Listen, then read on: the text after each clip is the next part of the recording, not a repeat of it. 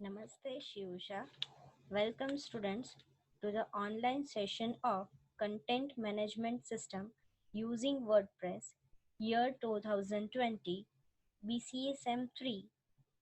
I am Pooja Pancholi, Lab Assistant of Shivusha College of Commerce, Management and Computer Education, Vadhavan.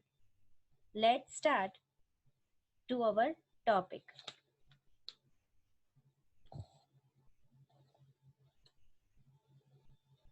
So, first of all, our subject is Content Management System using WordPress.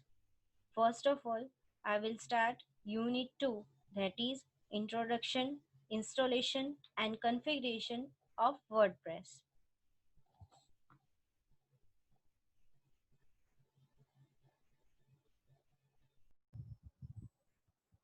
So, this is your syllabus in Unit 2. That is, what is Content Management System, Introduction of WordPress, Features of WordPress, Advantage and Disadvantage of WordPress, Installation of WordPress, WordPress Directory and File Structure, Dashboard Overview, how to edit, add and delete page, category, post and tag, and etc. This is your Unit 2. So first, in this section, we covered these topics. First, what is blog? Second, difference between blog and website. What is content management system? Introduction of WordPress. WordPress features. So first, what is blog? A blog is a type of website where the content is presented in reverse chronological order. That is, newer content appear first. It means blog એટલે એક પ્રકારની website જ છે કે જેમાં content તમારા જે હોય એ રિવર્સ ઓર્ડરમાં ડિસ્પ્લે થાય છે. જેમ કે તમે જે લાસ્ટ પોસ્ટ ક્રિએટ કરો છો અને પબ્લિશ કરો છો એ પોસ્ટ ફર્સ્ટ ઓફ ઓલ દેખાડવામાં આવે છે. શું બ્લોગની અંદર જે લાસ્ટ પોસ્ટ છે એ ફર્સ્ટ ઓફ ઓલ શો થાય છે અને ઓલ્ડર પોસ્ટ છે એ ઓલ્ડ એટલે જે તમારું બ્લોગ છે બ્લોગની અંદર એ પેજની અંદર ફર્સ્ટ જે પોસ્ટ તમને શો થાય છે એ તમે ન્યૂ જે તમે પોસ્ટ પબ્લિશ કરી છે એ ડિસ્પ્લે થાય છે. Blog content is often referred to as entries or blog post. Blog content છે એ તમારી એની જે એન્ટ્રીઝ હોય છે બ્લોગની અંદર એમાં જે કન્ટેન્ટ છે એને એન્ટ્રીઝ કહેવામાં આવે છે અથવા તો બ્લોગ પોસ્ટ કહેવામાં આવે છે. Blogs are typically run by an individual or a small group of people to present information in a conversational style. Blogs જે તમે રન કરાવો છો બ્લોગમાં જે કંઈ બી રન થાય છે એ કોના દ્વારા થાય છે તો કાં તો એક કોઈ પણ વ્યક્તિ કરી શકે છે અથવા તો અમુક ગ્રુપ ઓફ પીપલ એટલે કે અમુક લોકો છે કે જે આને બ્લોગ ક્રિએટ કરી શકે છે. Now, what is difference between blog and website? The only real difference between a blog and other types of website is that blogs are regularly updated with new content which is displayed in reverse chronological order. Main એક જ difference છે blog અને વેબસાઇટનો. બ્લોગની અંદર તમે જે content આપો છો એ ન્યૂ કન્ટેન્ટ છે એ અપડેટ રેગ્યુલરલી થાય છે. એટલે કે તમારા જે પેજ ક્રિએટ કરો છો એ પેજની અંદર રેગ્યુલરલી એમાં કન્ટેન્ટ ચેન્જ થતા રહે છે. જે કેવી રીતે ડિસ્પ્લે થાય છે તો આપણે વાત કરી આગલી સ્લાઇડમાં એ જ પ્રમાણે chronological order but reverse. It means new post first show થાય, ઓલ્ડ પોસ્ટ લાસ્ટ જતી રહે. Typically, websites are static in nature where content is organized in pages and they are not updated frequently. ખરેખર website છે એ static છે, naturally static છે. It means એના content છે એ પેજમાં ઓર્ગેનાઇઝ કરવામાં આવે છે, ગોઠવવામાં આવે છે પેજની અંદર. અને જ્યારે અપડેટ છે એ રેગ્યુલરલી થતું નથી. જેમ કે આપણી સૌરાષ્ટ્ર યુનિવર્સિટીની વેબસાઇટ છે, જેની અંદર જેટલા મેનુ છે, જેટલા કન્ટેન્ટ છે એ એઝ ઇટ ઇઝ રહે છે, એમાં કોઈ પણ પ્રકારનો ચેન્જીસ થતો નથી. લિંક્સ પણ જે આપેલી છે એ જ જગ્યાએ હોય છે જ્યાં તમે જોઈ હોય, એમાં કોઈ પણ પ્રકારનું ચેન્જીસ થતું નથી. whereas a blog is dynamic and it is usually updated more frequently. Some bloggers publish multiple new articles a day. જ્યારે બ્લોગ છે એ ડાયનેમિક છે, ઇટ મીન્સ રન ટાઈમ છે એન્ડ અપડેટ થાય છે ફ્રીક્વન્ટલી, રેગ્યુલરલી. એક્ઝામ્પલ તરીકે આપણે ન્યૂઝની કોઈ પણ સાઇટ હોય તો ન્યૂઝમાં તમે જોતા હશો કે regularly day by day news change થતા રહે છે. તો એ બ્લોગ ટાઈપની વેબસાઇટ છે કે જેમાં જે પણ કન્ટેન્ટ આપવામાં આવે છે એ રેગ્યુલરલી ચેન્જીસ થતા રહે છે, જે તમને day by day newly articles show કરે છે. નવા આર્ટિકલ્સ જે આપવામાં આવે એ તમને દેખાડે છે વેબસાઇટની અંદર. Blogs can be part of a larger website. Often businesses have a blog section where they regularly create content to inform and educate their customers. Blogs છે ને એ એક પ્રકારની મોટી વેબસાઇટ જ છે કે જ્યારે બિઝનેસ કોઈ પણ હોય તો એની અંદર બિઝનેસની કોઈ પણ સાઇટ હોય છે, એમાં બ્લોગ સેક્શન એક અલગ રાખવામાં આવે છે કે જેથી કરીને એના જેટલા પણ કસ્ટમર્સ હોય છે એ કસ્ટમર્સને રેગ્યુલરલી કોઈ ઇન્ફોર્મેશન આપવાની હોય તો એ બ્લોગની અંદર પોસ્ટ પબ્લિશ કરીને આપી શકે છે. સાથે સાથે કંઈ પણ એને ન્યૂલી કોઈ પણ ટેકનોલોજી આવી હોય અને એ લોકોને એજ્યુકેટ એટલે કે શીખવવું પડે કસ્ટમરને, તો એ બ્લોગની અંદર પણ શીખડાવી શકે છે using steps. You can use WordPress to create both a website and a blog. That's why a lot of business owners use WordPress to build their small business website. તમે WordPress નો ઉપયોગ કરી શકો છો બંને માટે, વેબસાઇટ અને blog create કરવા માટે.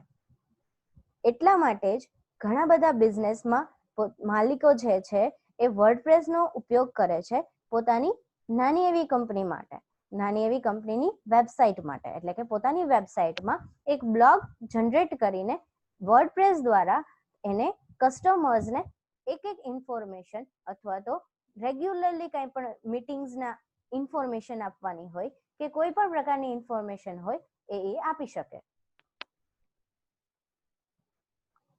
Now, what is content management system? This is your first topic in syllabus. A content management system is a software that facilitates creating, editing, organizing and publishing content. Content management system એક પ્રકારનો software છે જે તમને content create કરવા, edit it means change કરવા, organise કરવા કે publish કરવા માટે થઈને યુઝ થાય છે. WordPress is a content management system that allows you to create and publish your content on the web. WordPress છે એ એક પ્રકારની કન્ટેન્ટ મેનેજમેન્ટ સિસ્ટમ છે કે જે તમને વેબ ઉપર, ઇન્ટરનેટ ઉપર, વેબ પર તમારા કન્ટેન્ટને ક્રિએટ કરી શકો અને પબ્લિશ પણ કરી શકો છો. In another way, the content management system is a software which stores all the data such as text, photos, music, documents, etc. and is made available on your website. બીજી રીતે કહીએ તો કન્ટેન્ટ મેનેજમેન્ટ સિસ્ટમ એ એક પ્રકારનું software છે કે જે તમારા ડેટાને, બધા જ ડેટા જેમ કે ટેક્સ્ટ, ફોટોઝ છે, મ્યુઝિક છે, ડોક્યુમેન્ટ છે વગેરે વગેરે કોઈ પણ પ્રકારના ડેટા છે એને સ્ટોર કરે છે અને તમારી વેબસાઇટ ઉપર શો કરે છે. It helps in editing, publishing and modifying the content of the website. એ તમને વેબસાઇટના કન્ટેન્ટને તમારી વેબસાઇટના કન્ટેન્ટને એડિટ કરવા એટલે કે ચેન્જ કરવા, પબ્લિશ કરવા કે પછી મોડિફાઈ કરવા માટે ઉપયોગી થાય છે.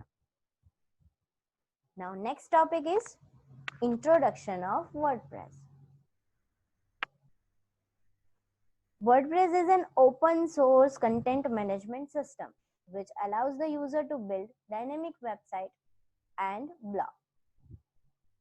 WordPress છે open source content management system છે કે જે યુઝર્સને એલાઉ કરે છે શું કરવા માટે? તો ડાયનેમિક વેબસાઇટ અથવા તો બ્લોગને જનરેટ કરવા માટે થઈને. Now what is open source? Open source એટલે શું? કે તમને ઇઝીલી અને ફ્રીલી વર્ડપ્રેસનો સોર્સ નેટ ઉપરથી અવેલેબલ મળી શકે છે, જેમાં કોઈ પણ પ્રકારનો ચાર્જીસ હોતો નથી. ડાઉનલોડ કરી અને તમે વર્ડપ્રેસને યુઝ કરી શકો છો.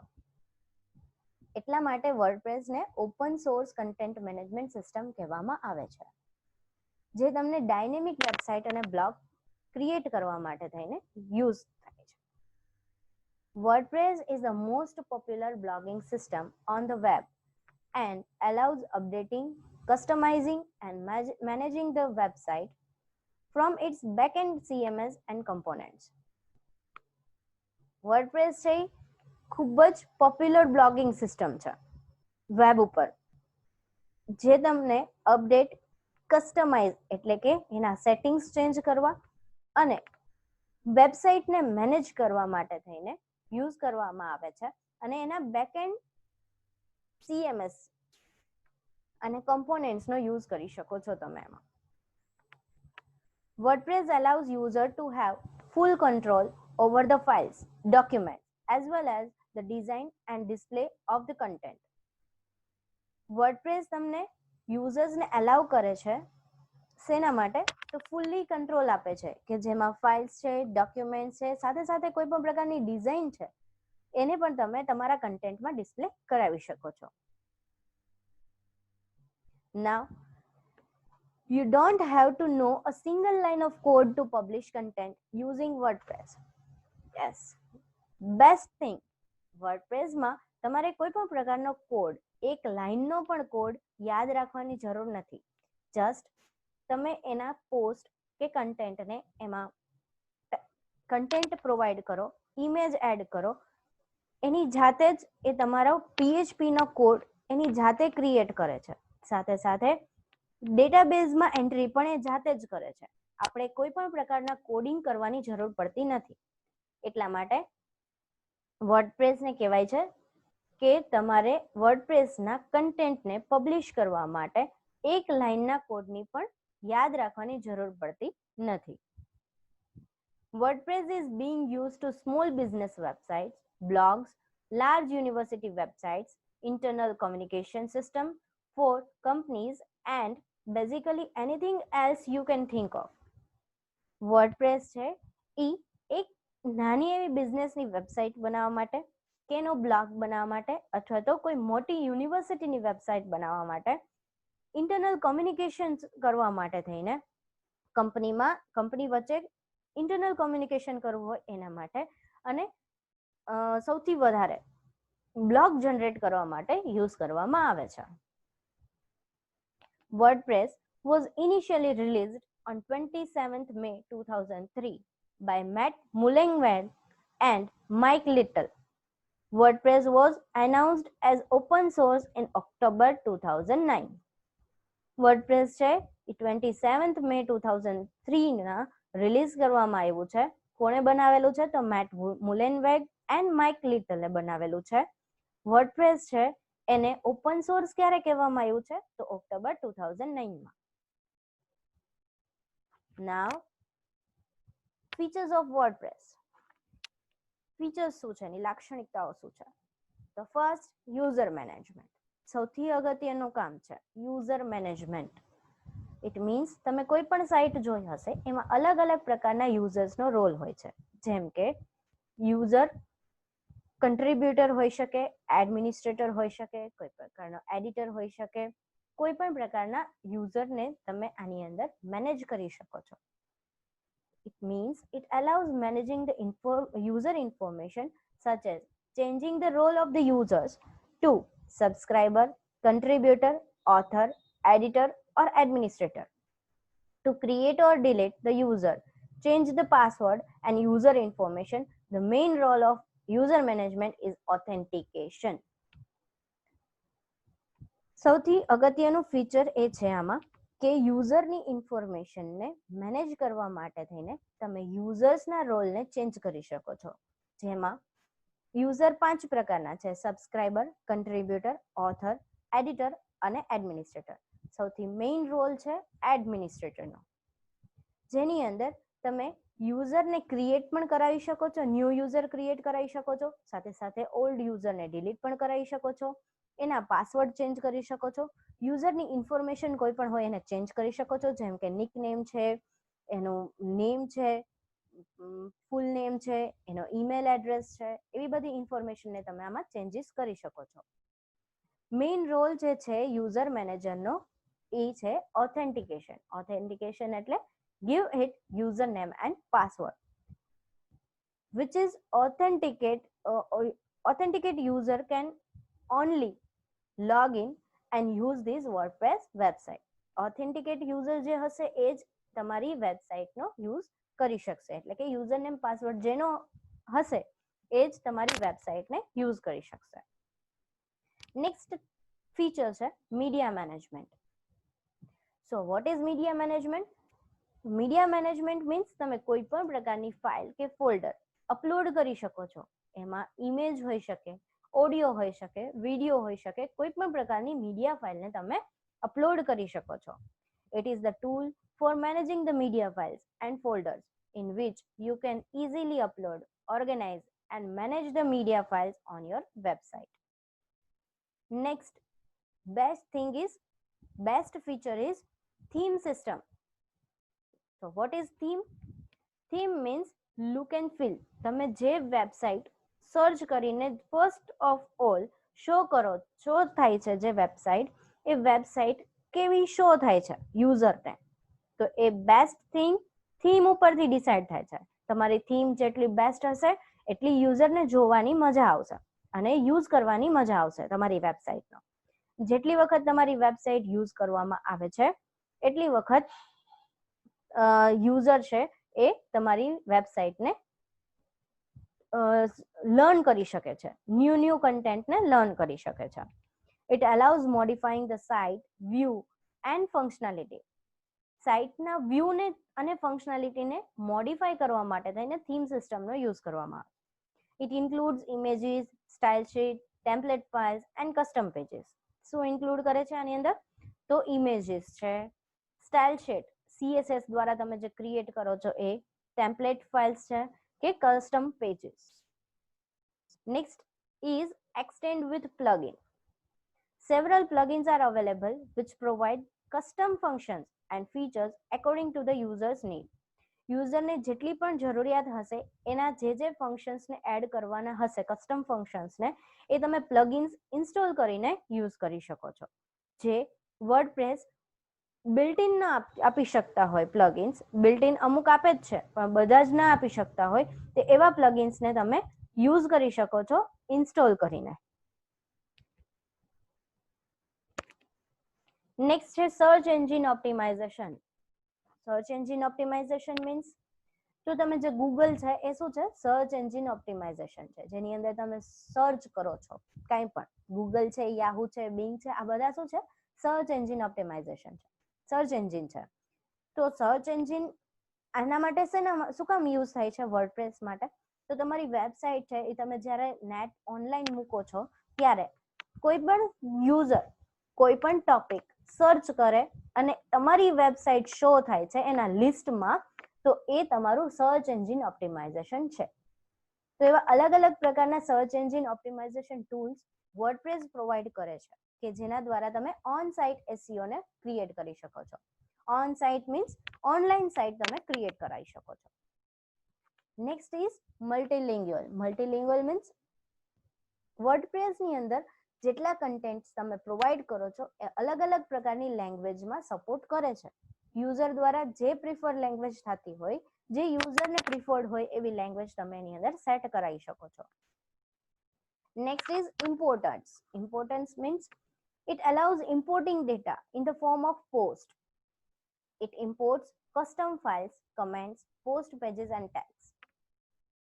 તો તમારા ડેટા ઇમ્પોર્ટ કરાવી શકો છો તમે. કઈ રીતે? તો પોસ્ટ દ્વારા, જેમાં તમે કસ્ટમ ફાઇલ્સને ઇમ્પોર્ટ કરાવી શકો છો, કમેન્ટ્સને ઇમ્પોર્ટ કરાવી શકો છો, પોસ્ટ પેજીસને ઇમ્પોર્ટ કરાવી શકો છો અને ટેગ્સને ઇમ્પોર્ટ કરાવી શકો છો. એટલે કે તમારા ઇમ્પોર્ટ કરવું એટલે શું?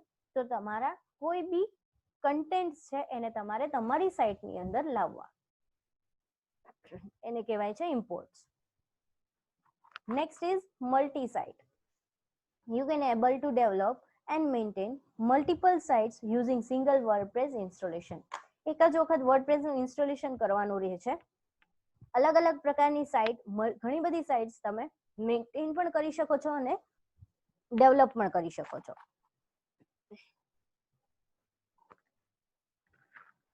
And next is publish anywhere. If you have internet facility, then you can publish any post and pages anywhere.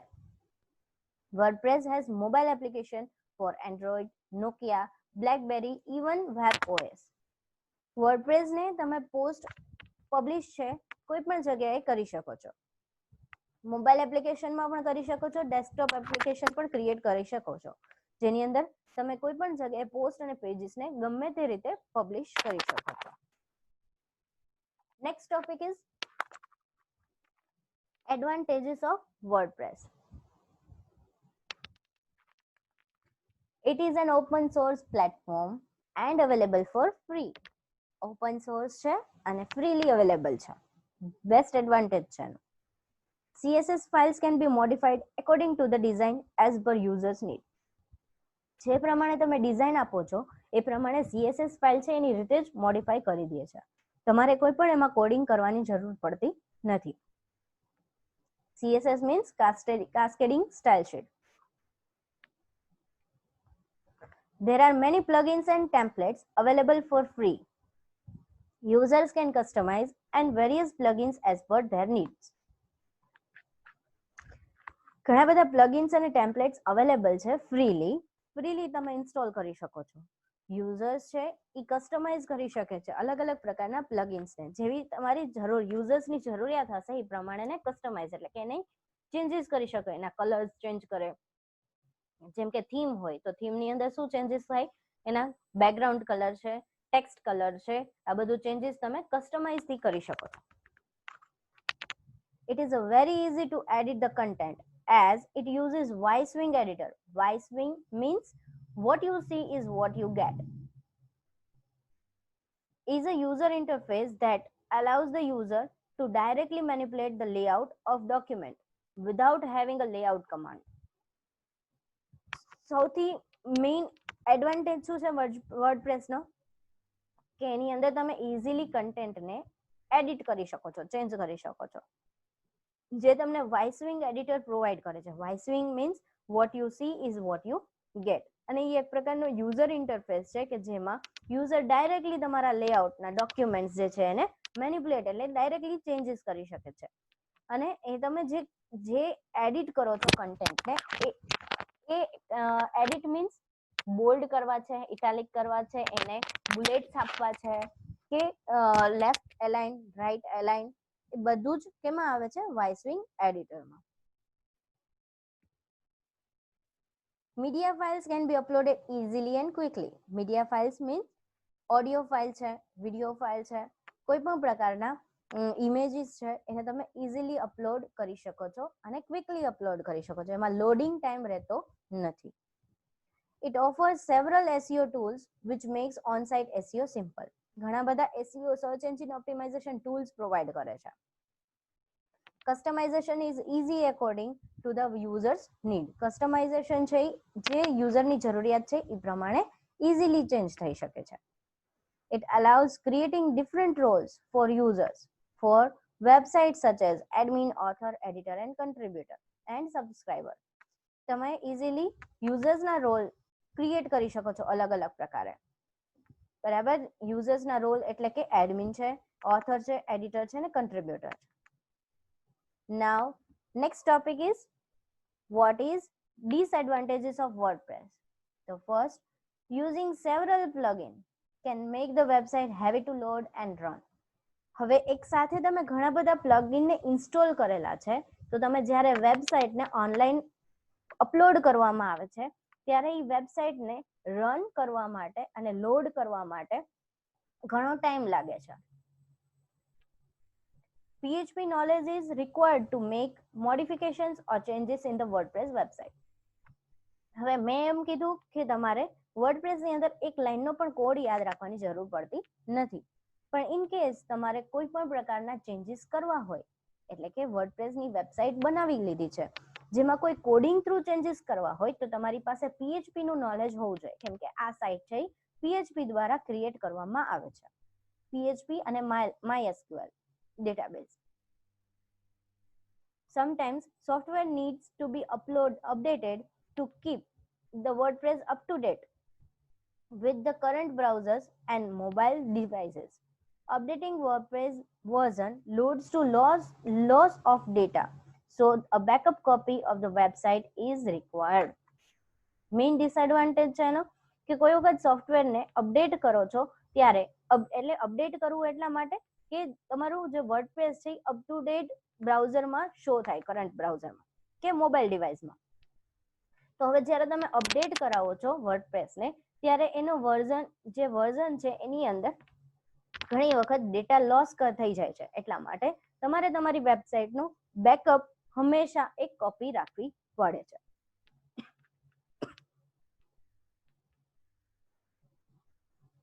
Now, installation and setup configuration. This topic is covered in the next lecture.